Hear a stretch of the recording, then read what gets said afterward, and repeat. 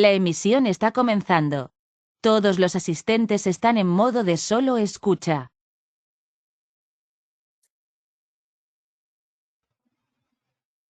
Buenas tardes a todos, nuevamente en otra conferencia más dentro del ciclo de conferencias de la Semana de la Ciencia y Tecnología, con motivo de la apertura de la sección estudiantil del CECIT número 3 y el Club de Electrónica y Automatización. En esta ocasión nos acompaña el ingeniero Jorge Olmedo González, que es egresado del CECIT número 3 de la carrera de Sistemas de Control Eléctrico, y también es egresado de la ESIQUE como ingeniero químico, y actualmente se encuentra estudiando el doctorado en ESIQUE también, pero en colaboración también con UAM Iztapalapa, en el Departamento de Química. Entonces, el tema que nos van a presentar hoy es el almacenamiento de energía para energías renovables variables, y esperamos que sea de mucho interés este tema y que les sea muy, muy grato. Y los dejamos pues con el ingeniero Jorge Olmedo González. Adelante, Jorge. Muchas gracias, profesor. Buenas tardes a todos. Muchas gracias por la invitación y por la oportunidad de presentar un poco acerca de lo que estamos desarrollando en ESIQUE en colaboración con la UAM Iztapalapa.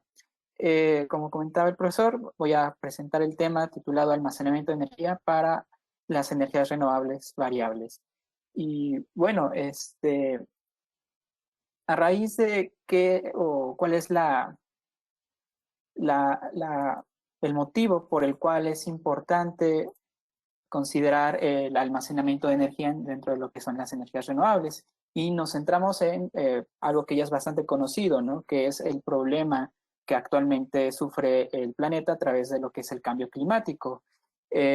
Conforme ha ido evolucionando la sociedad, pues ha ido creciendo el consumo de energía eléctrica, debido también a lo que es el aumento en el desarrollo de tecnología, y que esto repercute en las emisiones de gases de efecto invernadero, como lo es el CO2, en los diferentes sectores del planeta. Entonces, por ejemplo, en la parte de lo que es Latinoamérica, en 2014, Latinoamérica produjo 1.2 gigatoneladas de CO2. Es importante mencionar que también en esta región el 26% de los combustibles se encuentra subsidiado, lo que significa que hay aún se requiere un apoyo para poder tener una economía estable basada en lo que es combustibles fósiles. Esto lleva a...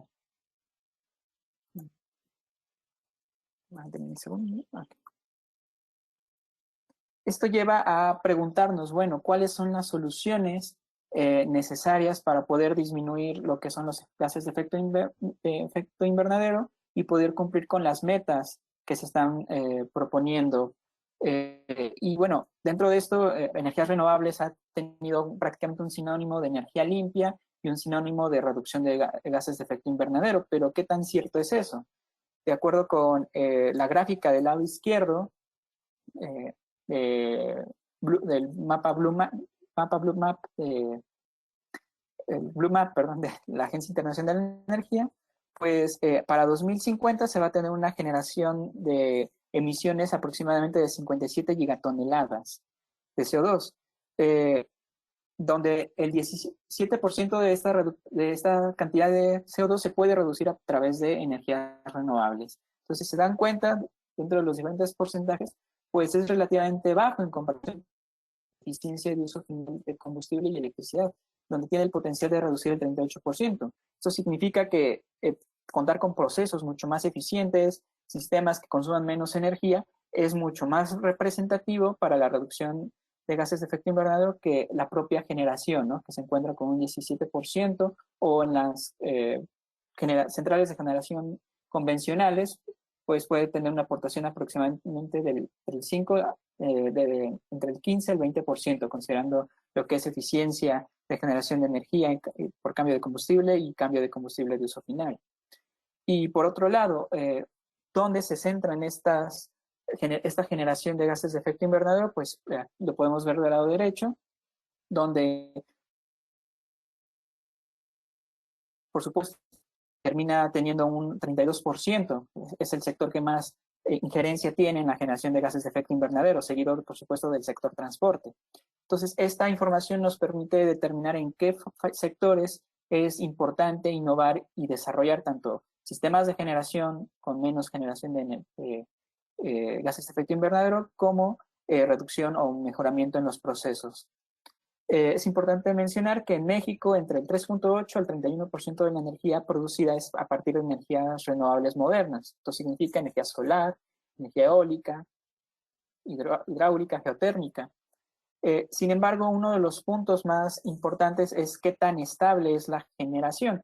Y en los últimos meses, pues es un tema que ha tenido bastante relevancia debido a que el actual gobierno pues ha limitado la participación de energías renovables, principalmente porque son intermitentes, ¿no? Sobre todo lo que es energía solar y energía eólica.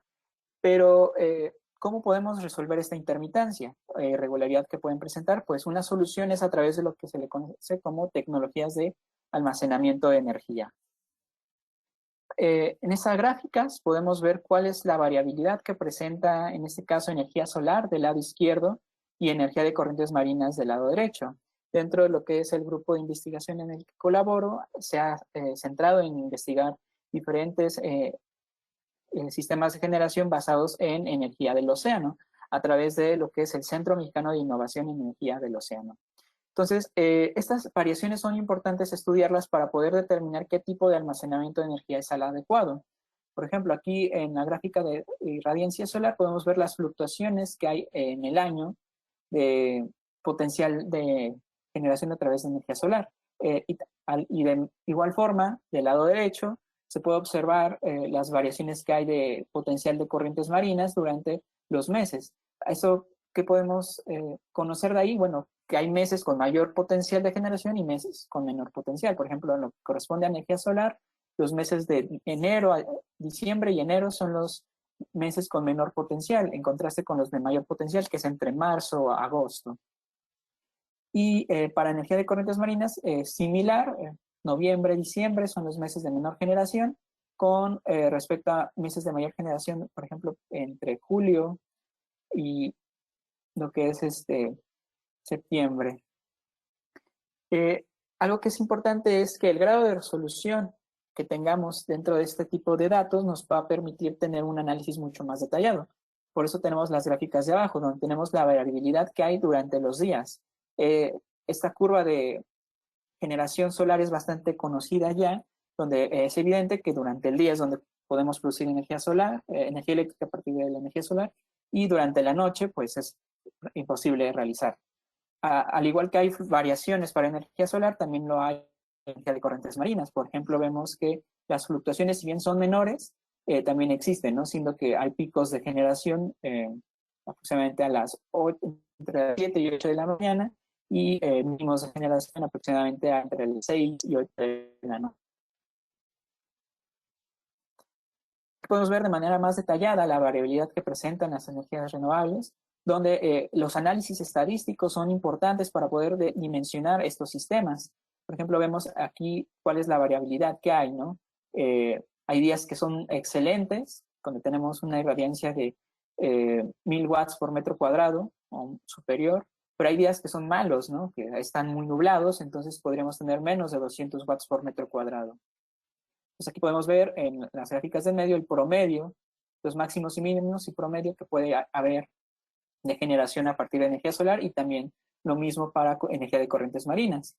Y en las gráficas 3D pues vemos esa variabilidad que les comentaba en la diapositiva previa, donde de acuerdo con los diferentes días del año o meses, pues va a haber puntos donde va a haber mayor generación y menor generación.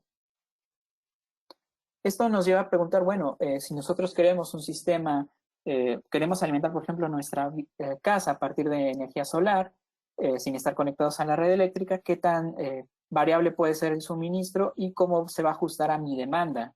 Entonces, esta gráfica ejemplifica en color rojo el perfil de consumo diario de una vivienda típica, que aproximadamente el consumo diario de una vivienda oscila entre 4 a 7, de 4 a 8 kilowatts hora por día, dependiendo del tamaño de esta.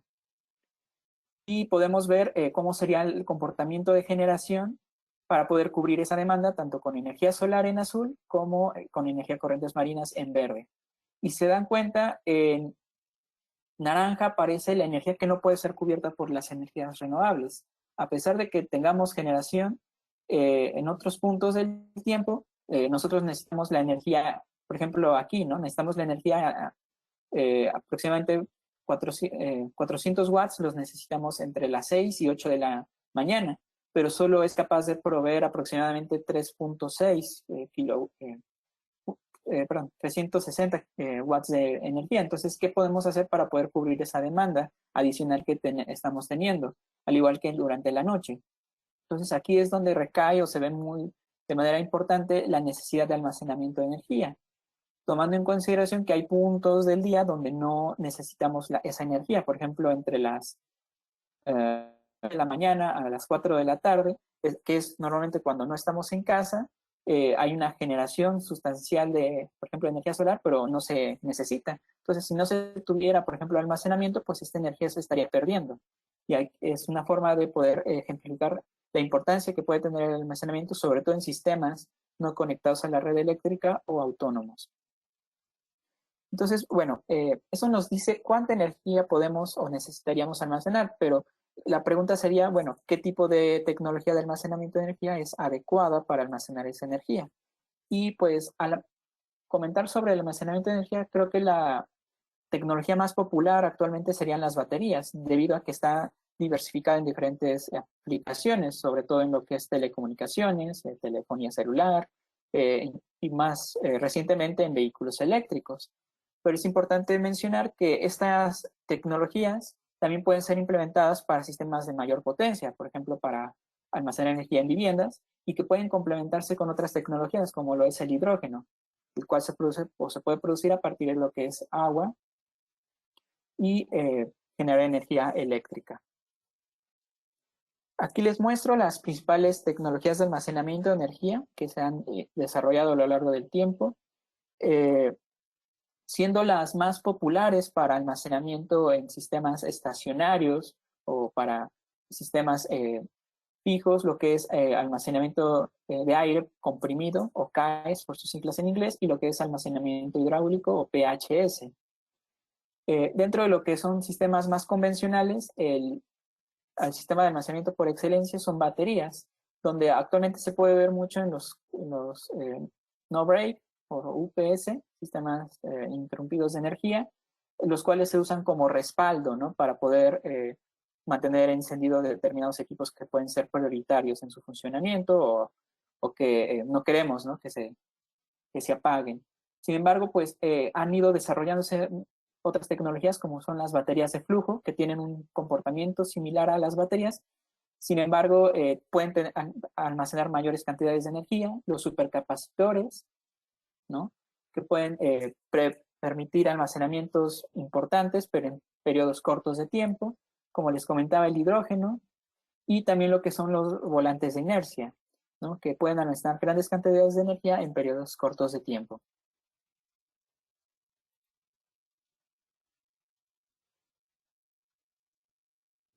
Un segundo, porque no me deja avanzar.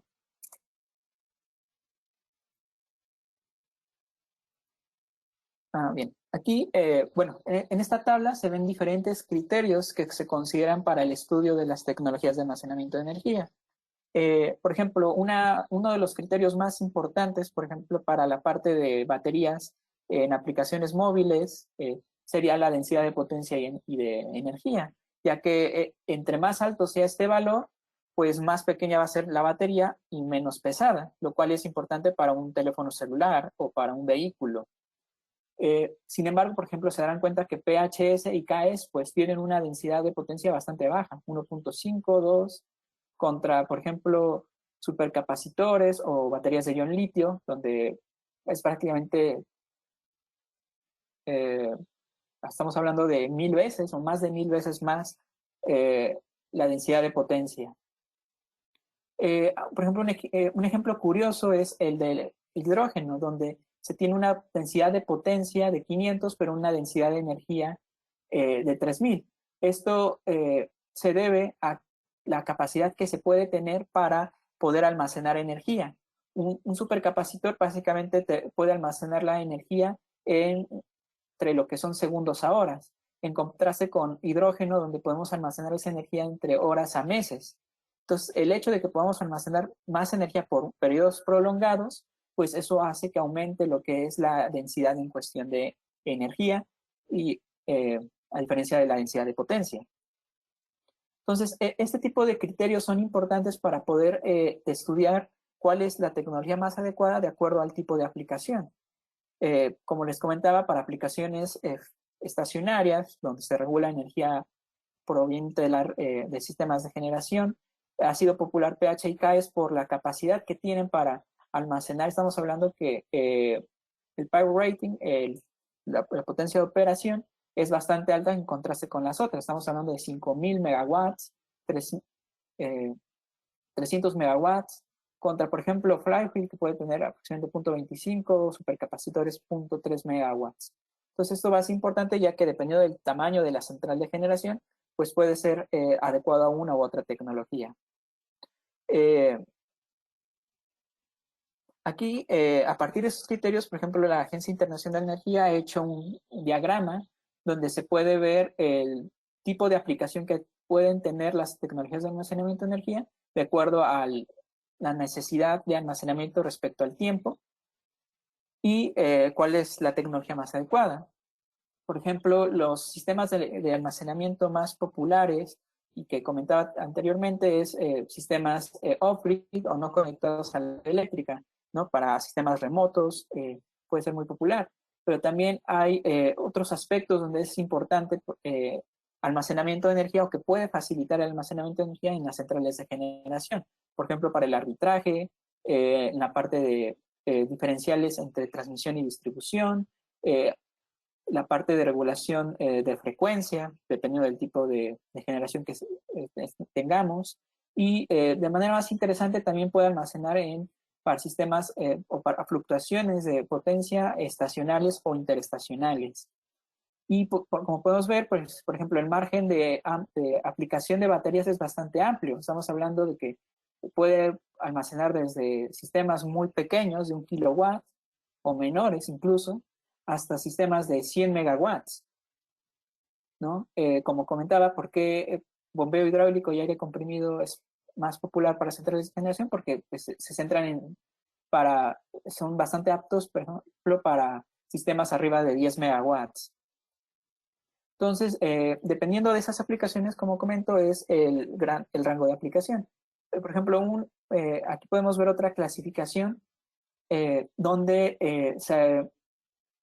se ordenan las tecnologías de almacenamiento de energía de acuerdo a la relevancia que tenga su participación. Por ejemplo, en sistemas pequeños es importante, como comentaba, para la frecuencia, regulación de la frecuencia, tiempo de respuesta.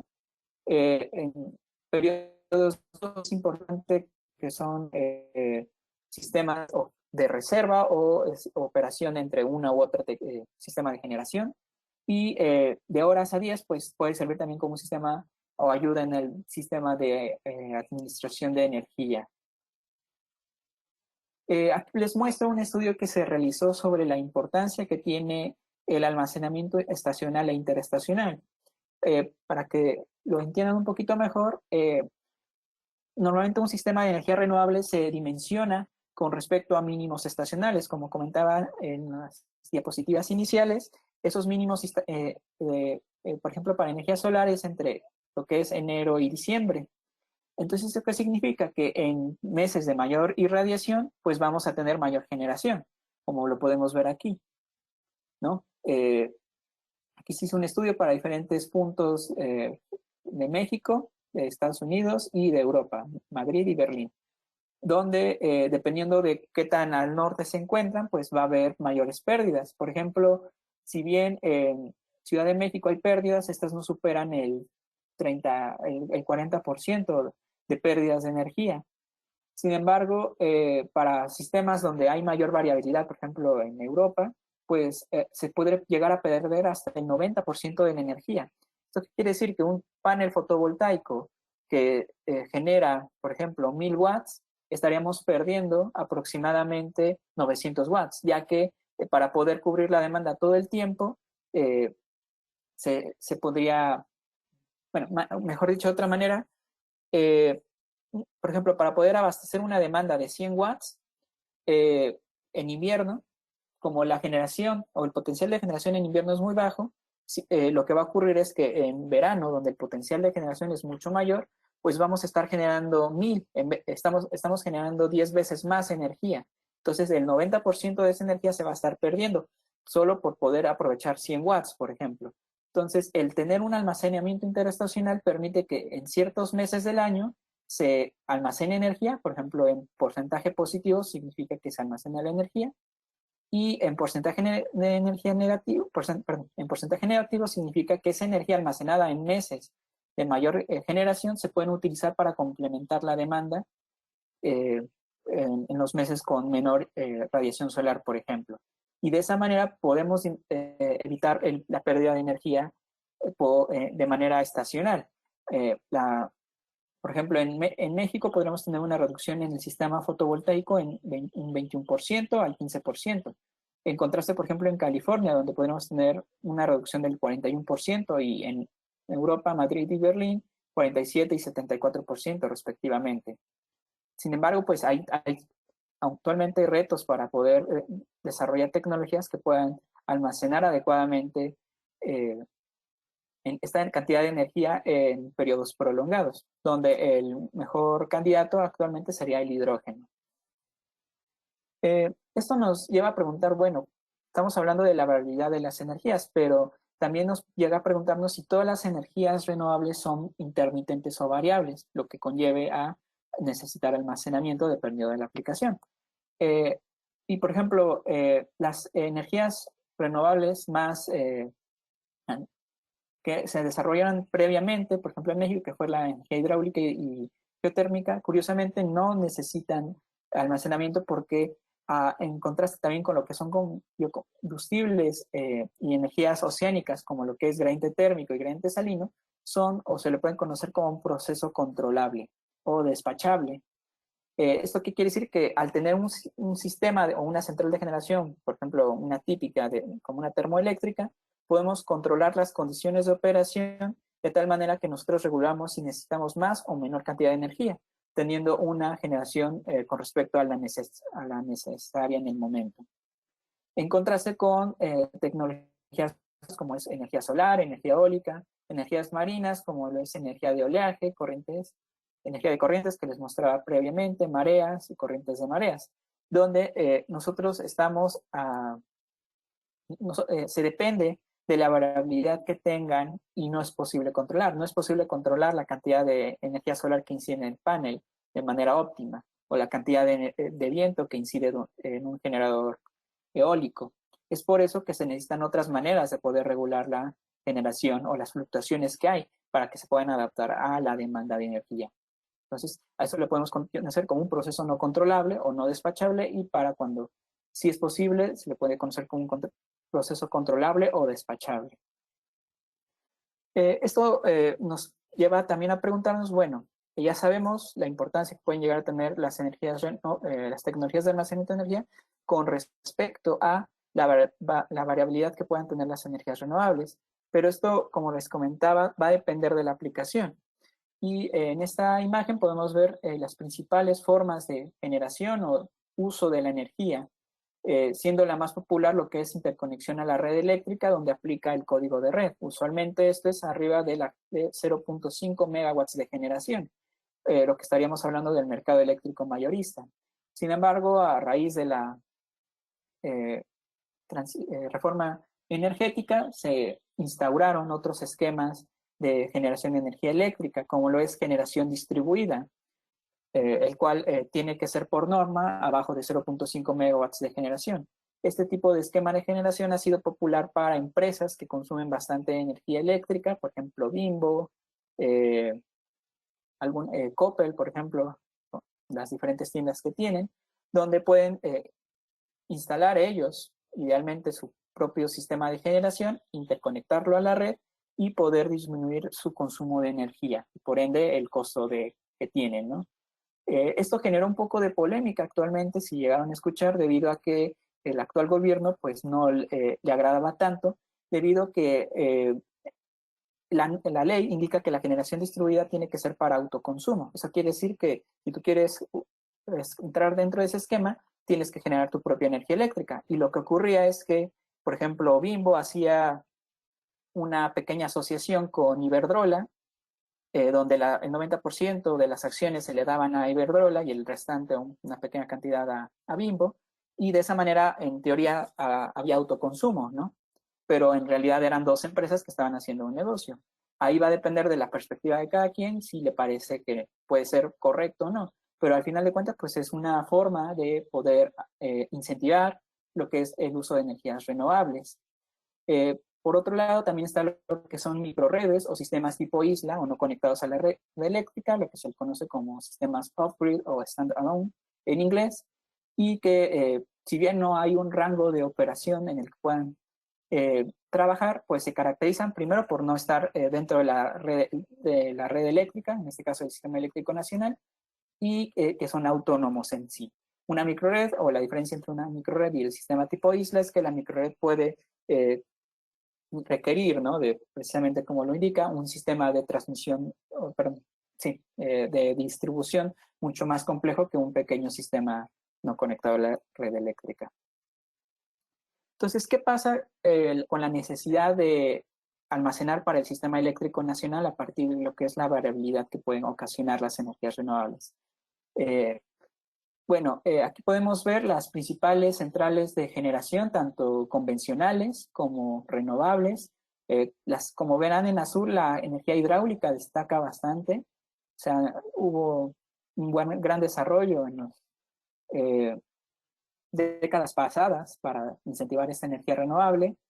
Y recientemente, pues, ha estado desarrollándose lo que es la energía eólica y fotovoltaica, ¿no? Eólica, como a lo mejor ya lo sabrán, sobre todo en la parte del Istmo, donde es una excelente región para generar energía eléctrica a partir del viento, y solar, sobre todo, por ejemplo, en la parte noroeste, en la parte norte, noroeste, y bueno, por ejemplo, geotérmica, ¿no? Que se tiene una central en lo que es Baja California Norte. Algo que es importante resaltar en cuanto a la utilidad de la energía eléctrica es que es bastante eficiente, ¿no? Imaginemos que cierta cantidad de energía nosotros la quisiéramos transportar de un lugar a otro a través de energía eléctrica y el sistema de distribución a transportar esa misma cantidad, por ejemplo, en combustible. Y estamos viendo que las pérdidas de energía, si bien se deben considerar, pues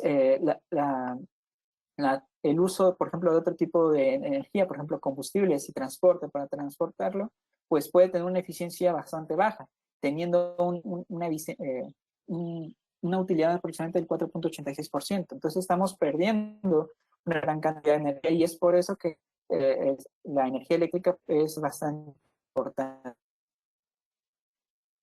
Aquí podemos ver el sistema típico de una central de generación. Esta puede ser convencional o renovable, donde pues tenemos el sistema de elevación de voltaje para poder hacer la transmisión y posteriormente la distribución, ¿no? Hay, por ejemplo, por supuesto, particularidades dependiendo de la zona y la distancia que se recorra entre la central de generación y distribución y uso final de la energía. Entonces, bueno, como les comentaba, ¿qué tan útil o necesaria es el almacenamiento de energía en un sistema de generación donde se encuentra conectado a la red eléctrica? La respuesta sencilla sería que preliminarmente no es necesario, debido a que las fluctuaciones se pueden compensar con energías convencionales o controlables, como lo mencionaba previamente. Por ejemplo, aquí podemos ver la demanda diaria que se puede tener en México en verano y en invierno, ¿no? Estamos hablando que en invierno podemos tener máximos de 36,000 megawatts contra 47,000 megawatts en verano. Y si se dan cuenta, las variaciones o el perfil de consumo entre verano e invierno es prácticamente el mismo, ¿no? Entonces eso significa que, o lo que da a entender es que las condiciones climatológicas pues no afectan significativamente en promedio en el país en condiciones de verano e invierno. Por ejemplo, en otros países esto definitivamente podría llegar a modificarse.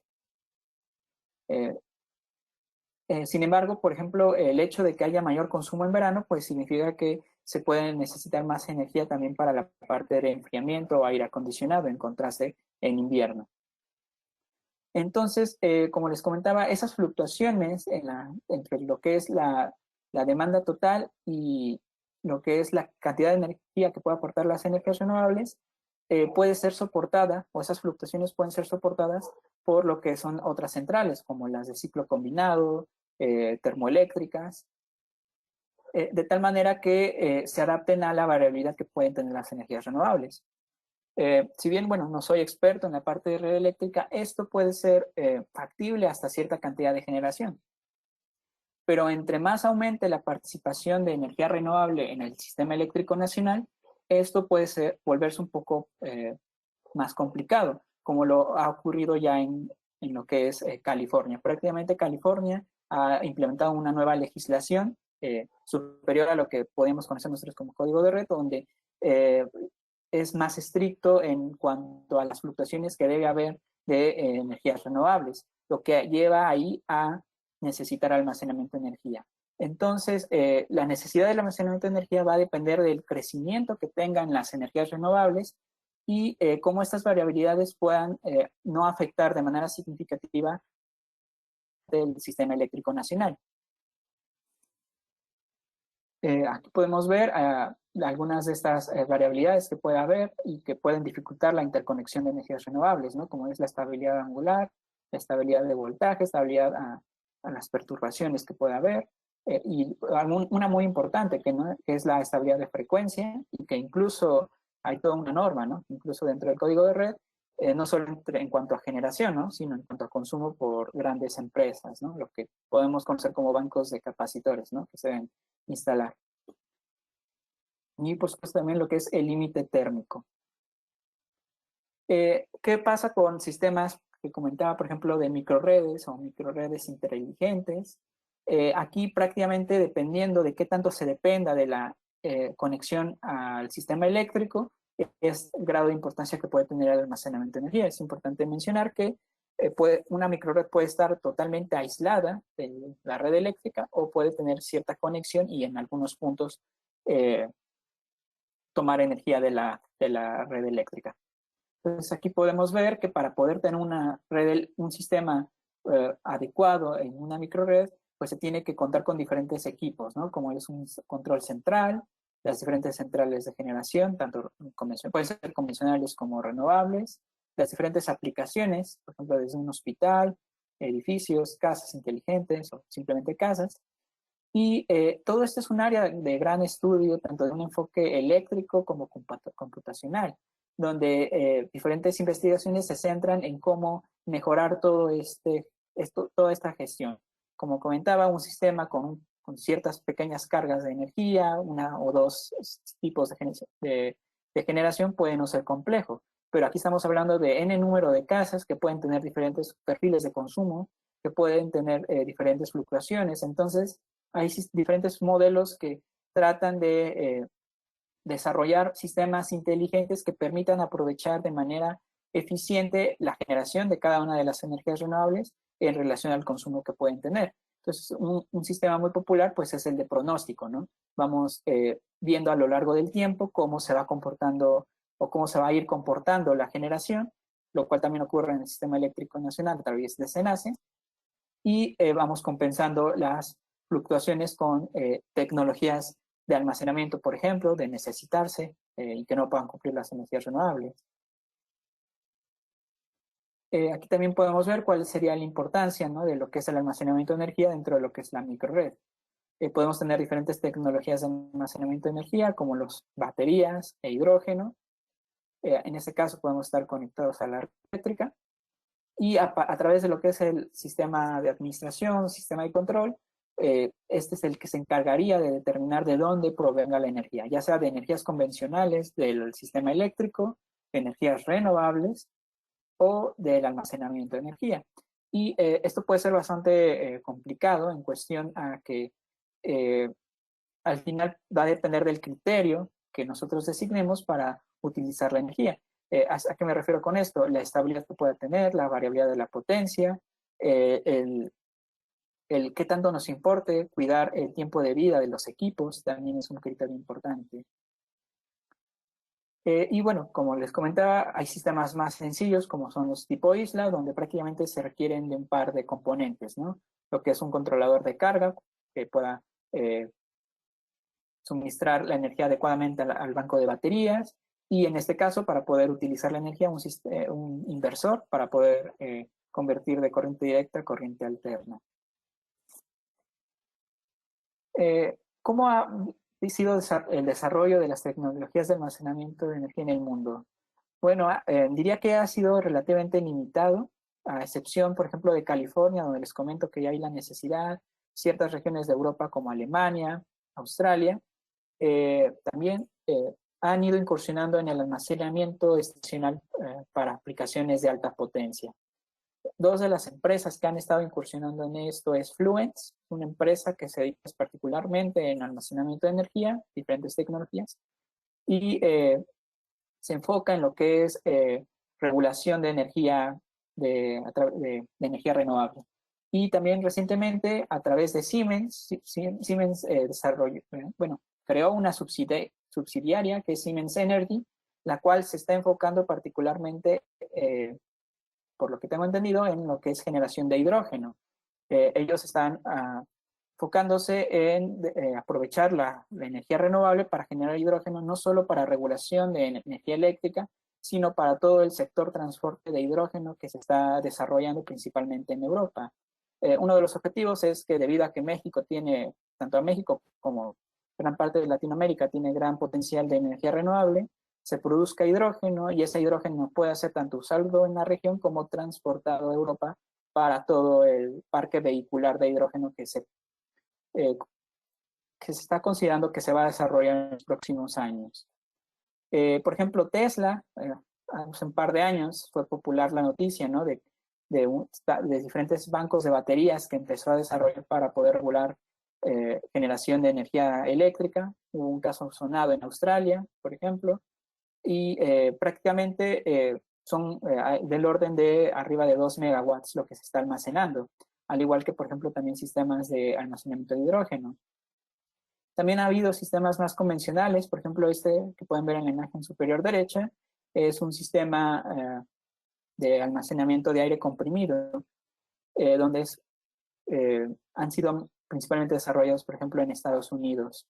De hecho, Estados Unidos es el que tiene mayor cantidad de energía almacenada en comparación con los otros países. Un segundo. Sí. Bueno, ¿y qué pasa, por ejemplo, con el hidrógeno? Aquí podemos ver en esta imagen la cantidad de energía que se estima que tiene que almacenar para celdas de combustible. Es importante mencionar que la celda de combustible es el equipo, energía eléctrica, hidrógeno. Y, por ejemplo, para aplicaciones portables y de transporte, lo que les comentaba, pues normalmente ha tenido un desarrollo de potencias menores a lo que son 5 megawatts. Hablamos de incluso menos a 1 megawatt. Y en contraste para almacenamiento estacionario, donde esto asciende a los 150 megawatts, como veíamos en las diapositivas previas, donde potencial de hidrógeno, tanto para aplicaciones de regulación horarias, también puede ser bastante prometedor para regulación estacionaria o interestacional. Y bueno, ¿qué pasa con México? ¿Qué tanto se ha desarrollado en México respecto al almacenamiento de energía? Uno de los proyectos más prometedores, o que a mí me ha generado mayor impacto, es el desarrollo de una microred en Puertecitos, Baja California, a través de lo que es la Universidad Autónoma de Baja California. Para esto es importante comentarles que en México, entre el 1 y 2%, promedio 1.8% de la población de México no cuenta con acceso a energía eléctrica. Muchas son comunidades pequeñas que se encuentran relativamente aisladas, ¿no? Sobre todo en la parte de Guerrero, la parte de Baja California, la parte que colinda con lo que es el Mar de Cortés, y donde aún no ha llegado la red eléctrica debido a que pues, no es rentable, ¿no? Son comunidades aproximadamente entre 50 a 300 personas y de muy bajos recursos, entonces prácticamente llevar red eléctrica puede ser muy costoso.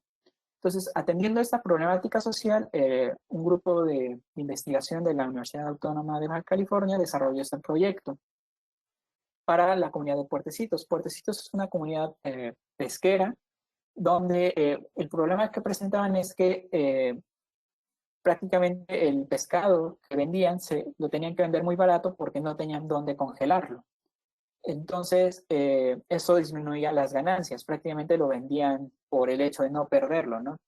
Entonces, una de las estrategias es poder brindar energía eléctrica de tal manera que puedan congelar el pescado y poderlo vender a un costo competitivo, ¿no? Y que el comprador no aproveche esa desventaja para comprarlo más barato. Dentro de este sistema de microred se instalaron lo que es un sistema fotovoltaico y se implementó lo que es almacenamiento de energía en baterías. Es importante mencionar que esta microred, al estar aislada de la red eléctrica, está a 100 kilómetros del punto más cercano de interconexión, que es San Felipe, justo en la inflexión de lo que es la península, perdón, el Golfo de California. Entonces, básicamente lo que se tiene son un sistema fotovoltaico de 5.8 kilowatts. Se tiene también otros 650 watts en paneles con seguimiento solar, un aerogenerador de 550 watts y como sistema de respaldo un sistema de generador a partir de biogás de 5 kilovolts ampere.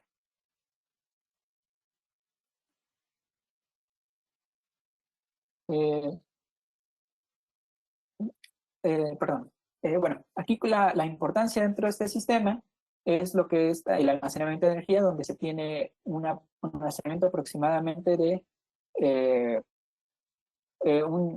aproximadamente un 30% de la cantidad de energía generada. Sin embargo, han tenido diferentes dificultades con el almacenamiento debido al uso que se le da. Entonces, toda la parte que les comentaba respecto a cómo podemos gestionar la energía, aquí se evidencia relativamente bien. No le he podido poner alguna imagen, pero el problema que ha presentado esta microred es que ha tenido problemas con el almacenamiento debido al tiempo de vida útil que tienen las baterías. Lo que ocurrió es que se le ha tenido o se le ha sometido a una demanda importante de consumo de energía de las baterías, lo cual ha reducido significativamente el tiempo de vida útil. ¿Esto a qué nos lleva a pensar? Bueno, a que tenemos que innovar en mejores tecnologías de almacenamiento de energía que permitan adaptarse a esas fluctuaciones de consumo, o bien tener un sistema mucho más sofisticado o inteligente que permita determinar en qué puntos es adecuado utilizar la energía de las baterías o utilizar la energía de una fuente de energía renovable, incluso del generador de biogás.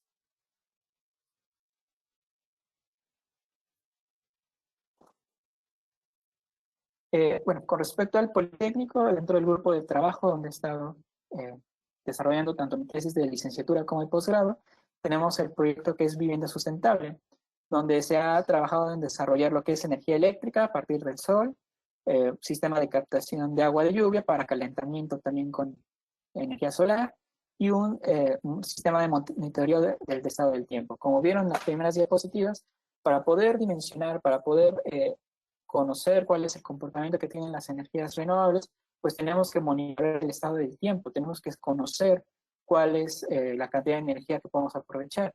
En verde podemos ver lo que es una estación meteorológica donde se mide lo que es la humedad y la velocidad del viento, y de manera pequeña entre lo que son los paneles tenemos lo que se llaman pianómetros, que son los dispositivos que nos ayudan a medir la irradiación o insolación solar. Y ese es el diagrama esquemático que tiene la vivienda sustentable. En este caso tenemos dos sistemas dos líneas de generación, una en corriente alterna, en el cual se tiene un sistema fotovoltaico de 1 kilowatt, y también tenemos otro sistema fotovoltaico de 0.8 kilowatts para una línea en corriente directa tanto en 24 como en 12 volts. Lo que aquí se ha abordado es la importancia que puede tener el uso directo en corriente directa. Es importante mencionar que muchos de los equipos actualmente que se tienen, pues funcionan realmente con corriente directa, ¿no? Pero obviamente están estandarizados a corriente alterna debido a la forma en la cual se utiliza la energía, se puede transmitir la energía, que es más eficiente en corriente alterna, por supuesto, y se puede utilizar. Pero, por ejemplo, en un sistema autónomo pequeño, donde las distancias entre la generación y el consumo son mínimas, estamos hablando de un par de metros, pues podría ser bastante factible el utilizar directamente esta corriente directa, lo cual ayuda al punto que les comentaba inicialmente, mejorar la eficiencia de los equipos. También, bueno, aquí podemos ver lo que es el sistema de almacenamiento de energía, el cual en baterías, que tiene un arreglo en 48 volts, y lo que es el sistema de almacenamiento en forma de hidrógeno, que es en el cual se tiene un sistema para producir hidrógeno, que se le conoce como electrolizador, el sistema de almacenamiento, y dos celdas de combustible que pueden generar energía eléctrica para las líneas de 24 y 12 volts de corriente directa. Aquí podemos ver de manera más representativa el comportamiento o la estructura que debe tener un sistema de almacenamiento en forma de hidrógeno, que es una de las tecnologías que más se estudia en el grupo, donde básicamente se compone de tres partes. La generación a través de lo que es la energía eléctrica proveniente del sistema renovable y agua. Este equipo se le conoce como electrolizador y lo que hace es producir el hidrógeno para posteriormente almacenarlo. El hidrógeno se almacena, en este caso tenemos una tecnología que se le conoce como tanques de hidruros metálicos, el componente seguro, y posteriormente ese hidrógeno se utiliza en lo que es una celda de combustible para, con oxígeno de la atmósfera, generar lo que es energía eléctrica. Entonces, si se dan cuenta, es un proceso renovable, porque tenemos agua y energía eléctrica, generamos hidrógeno, y acá tenemos el hidrógeno y oxígeno y generamos energía y como subproducto agua, que se puede volver a reutilizar nuevamente para generar hidrógeno.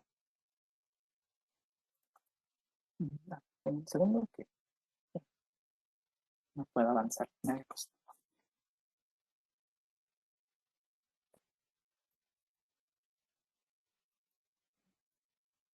Bien, aquí podemos ver los equipos ya en físico. Este es el electrolizador, los tanques de hidruros. Tenemos dos, uno de 900 litros y otro de 1000 litros, y dos celdas de combustible o pilas de combustible, cada una de 0.5 kilowatts.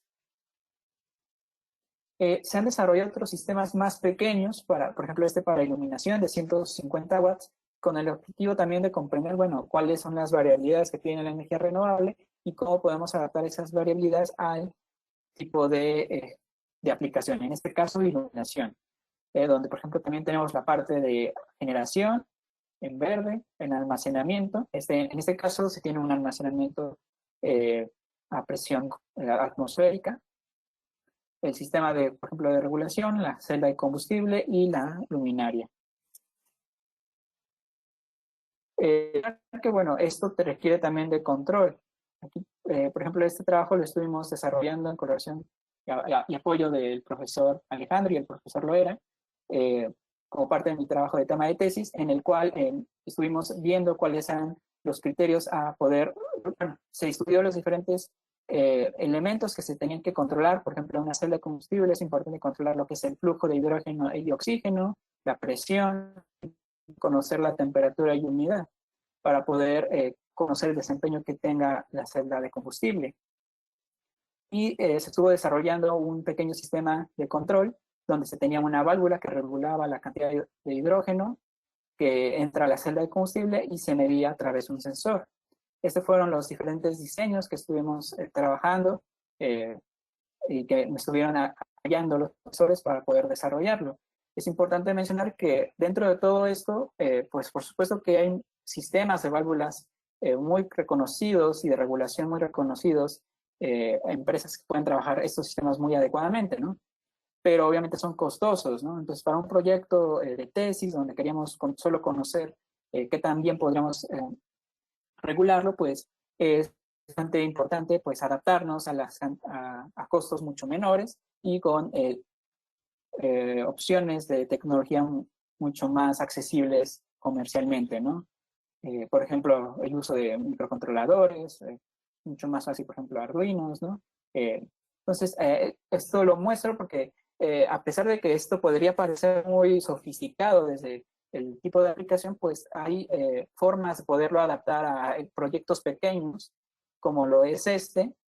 Y por supuesto también, bueno, aquí podemos ver las imágenes de cómo se fue instalando. Tenemos las diferentes pantallas para controlar la entrada de oxígeno y de hidrógeno, las diferentes válvulas de regulación con las bombas, y por ejemplo vemos los sensores de humedad. Y también esto llevó a que en 2018, que era cuando estaba consultando a los profesores, un grupo de, de control eléctrico, de hecho quienes me parece iniciaron uno de los talleres de control, no recuerdo bien su nombre, desarrollaron también este pequeño sistema, ¿no? Donde simulaban que esto era hidrógeno, se regulaba la cantidad de hidrógeno, se podía medir y a través de esta pantalla se podía conocer, ¿no? La cantidad de hidrógeno que pasa a través de esta tubería. Si bien podría ser muy sencillo el prototipo, pues el potencial que tiene esto es bastante alto, ya que como hemos visto, esta es la parte importante para poder implementar las tecnologías de almacenamiento de energía. No dio tiempo de podernos enfocar mucho en cuáles son los sistemas de control que cada una de estas requieren, pero prácticamente es todo un desarrollo que se necesita para poder implementar cada una de las tecnologías de almacenamiento de energía que les mostré. Bueno, no me queda más que agradecer a todas estas instituciones que han participado dentro de lo que les acabo de mostrar. Por supuesto, y tres por darme la oportunidad de compartirles un poco de lo que hemos estado trabajando. Estas son las referencias por si gustan consultar algo de lo que les acabo de presentar y pues muchas gracias por su atención.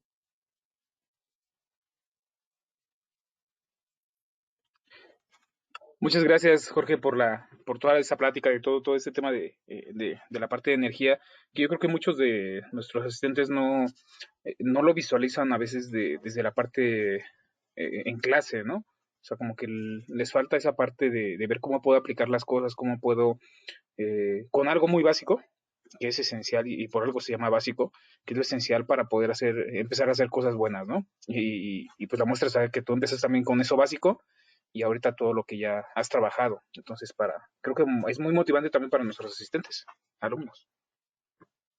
Y aquí, como bien menciona el ingeniero Sí, Armando sí. Loera, que pues la verdad sí, el año pasado precisamente, y también en tu trabajo de tesis de ingeniería, pues sí, que nos invitaron a trabajar ahí contigo junto con la maestra Rosa, que fue la doctora Rosa, que fue tu asesora de tesis, y pues sí es muy grato que vean ellos todo lo que has trabajado, ¿no? Es también una gran conferencia de lo referente a la tecnología de almacenamiento energético. En verdad, muy emocionados y agradecidos por la participación. No, de que muchas gracias a ustedes por la oportunidad. Bueno, como les comentaba, espero, bueno, cualquier alumno, compañero que guste participar o colaborar en esta parte, pues estamos abiertos a ello, como les hemos mostrado. Se puede colaborar desde aspectos muy sencillos, pero como les comentamos, pueden tener un potencial de aplicación a largo plazo muy importante, ¿no? Sobre todo el incursionar en desarrollar tecnología mexicana, ¿no? Por ejemplo, les puedo decir que muchas de estas tecnologías están desarrolladas relativamente, pero pues al final de cuentas son de otros países. El costo de importación de muchas de estas tecnologías que igual son relativamente caras también por la parte de que no hay mucho mercado, pues tenemos el potencial de desarrollarlo en México, ¿no? Entonces, lo que haría que los proyectos de investigación y de desarrollo pueden ser relativamente más económicos. Pues no sé si nuestros asistentes tengan alguna otra pregunta.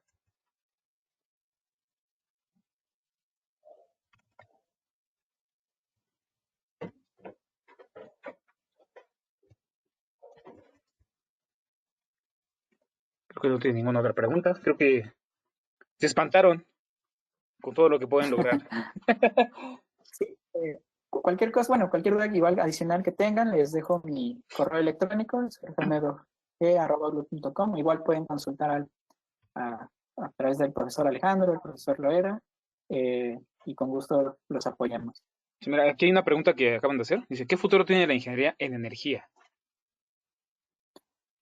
Bueno, justo creo que, de hecho, bueno, algo que en el Poli justo hace creo que 2 o 3 semestres Ajá, se creó en esta Zacatecas. carrera.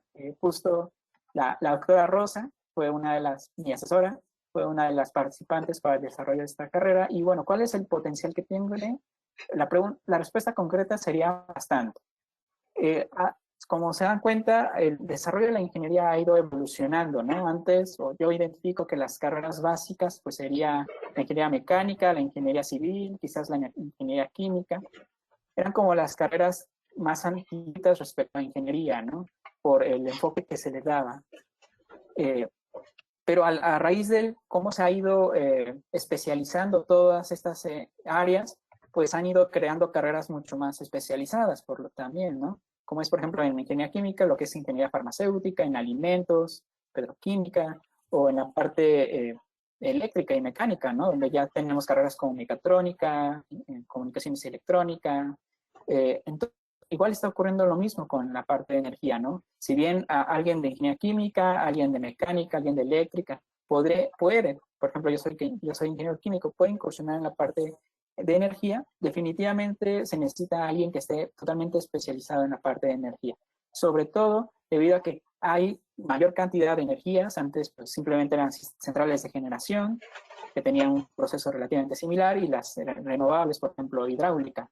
Pero como han visto, pues hay mayor cantidad de energías, las cuales pueden tener bastante particularidades. Las fluctuaciones que les acabo de mostrar, pues puede ser también algo importante, ¿no?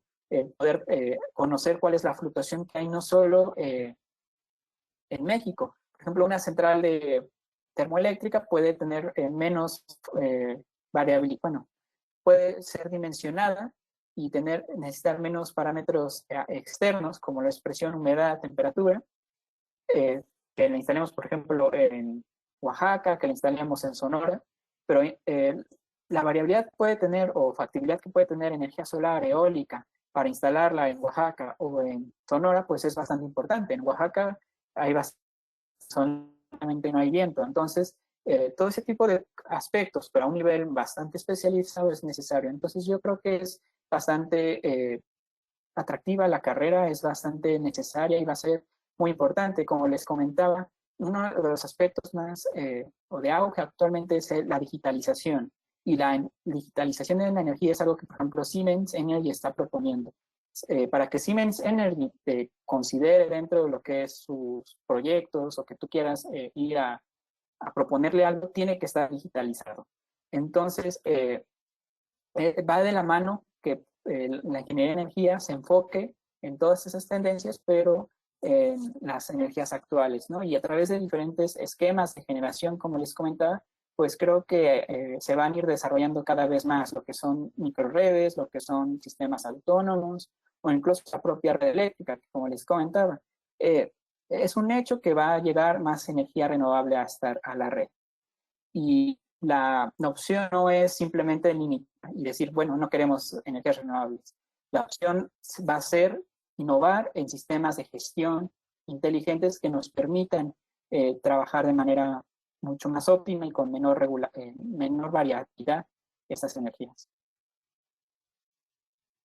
Precisamente con eso que mencionas, aquí hay otra pregunta. Dice, ¿es cierto que la energía renovable se está cobrando en México y que si se implementa en ese pago, se considera ilegal? Bueno, sí se paga, por ejemplo, dentro de lo que les comentaba, que fue eh, la ley de transición energética, que había cosas malas, pero también hay cosas positivas, pues permitió que privados participaran en el mercado eléctrico mayorista, como lo es Iberdrola, Siemens Energy, perdón, Siemens Gamesa, ¿no? Eh, Algunas otras centrales solares. Entonces, ellos entran en lo que es el mercado eléctrico mayorista y hay toda una legislación para poner los precios de energía, que en este caso controla el CENACE, que es el Centro de Control de Energía, a través de la Comisión Reguladora de Energía. Entonces, sí, en el mercado eléctrico mayorista se paga la energía eléctrica. Lo que actualmente se ha limitado es que ya no hay mayor contrataciones, o sea, ya no pueden participar más en el mercado. O sea, antes, cada cierto tiempo iban entrando más participantes, pero el gobierno actual lo ha limitado a razón de lo que les comento, que es la variabilidad e inestabilidad que puede llegar a tener el sistema eléctrico nacional, que en parte tienen razón, pero en parte pues es también aspectos quizás de otra índole. Y, por ejemplo, tú puedes instalar un sistema solar en tu casa, interconectarlo a la red. En este caso, no te pagan la energía eléctrica que tú mandas a la red. Únicamente este sistema te ayuda a disminuir tus costos de energía eléctrica a través de que en los momentos en los que estés utilizando energía y pueda ser proveniente del sol, pues va a reducir la cantidad que tomas de la red eléctrica. Pero ahí en este caso, por lo que tengo entendido, no se paga, porque al final de cuentas estamos en un esquema mucho menor, ¿no? Estamos en baja tensión.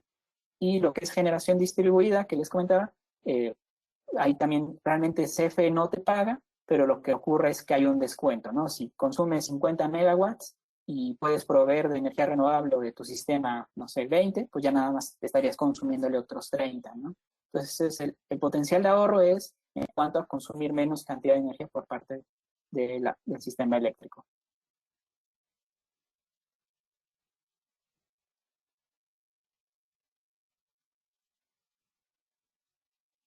Pues fueron todas las preguntas que hicieron, Jorge. Y pues no me queda más que agradecerte la participación, la invitación a participar en la Semana de la Ciencia como parte de la apertura de la sección estudiantil de la ISA y el Club de Electrónica y Automatización. Y pues esperamos de verdad que siguen siendo de agrado todas las conferencias que se están presentando, tanto de empresas, de invitados especiales como Jorge, como ayer Alejandro Cardona, que son egresados del CECI 3, egresados de SFEM, de SIC, de Siemens Zacatenco, y que nos pueden dar o nos dan otro panorama de lo que pueden ustedes incluso llegar a estudiar a nivel superior, ¿no? Entonces, con base a esto, también me permito hacerle entrega a Jorge un reconocimiento por la participación y leo textualmente.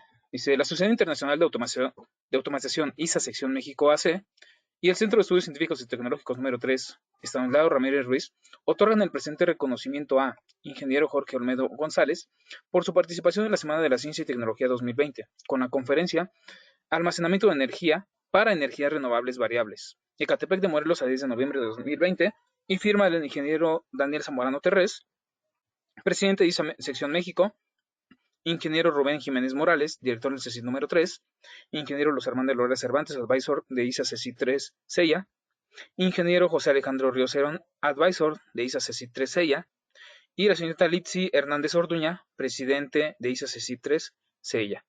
Entonces, este reconocimiento se lo vamos a hacer llegar a Jorge vía correo electrónico como parte de su participación y reiterando el agradecimiento por aceptar la invitación a participar con nosotros en esta conferencia y te están llegando muchos corazoncitos, Jorge, que les gustó mucho la presentación.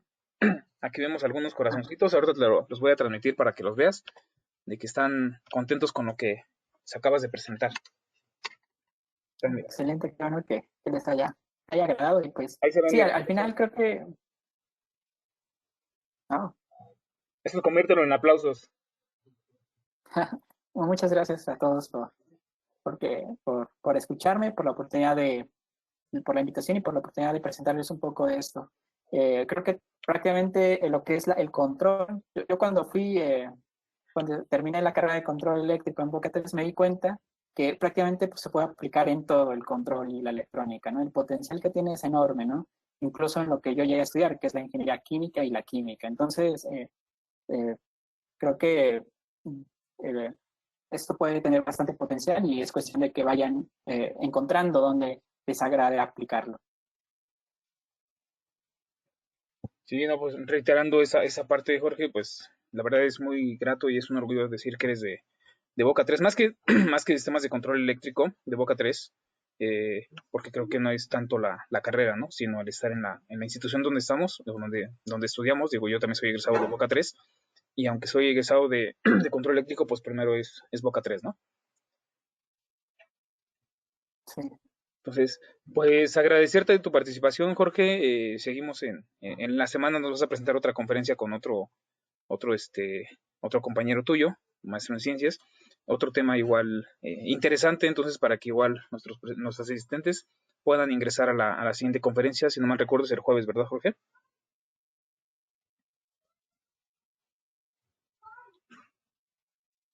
Creo que sí es el jueves, de todos modos está en el programa, Sí, para que lo consulten. el jueves. Pueden registrar.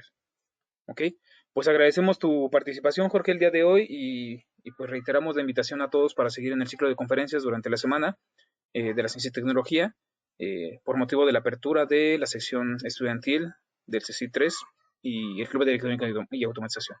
Muchas gracias a todos por su participación y gracias, Jorge, por tu aportación a este ciclo de conferencias. Muchas gracias a todos. Buenas tardes. Hasta luego.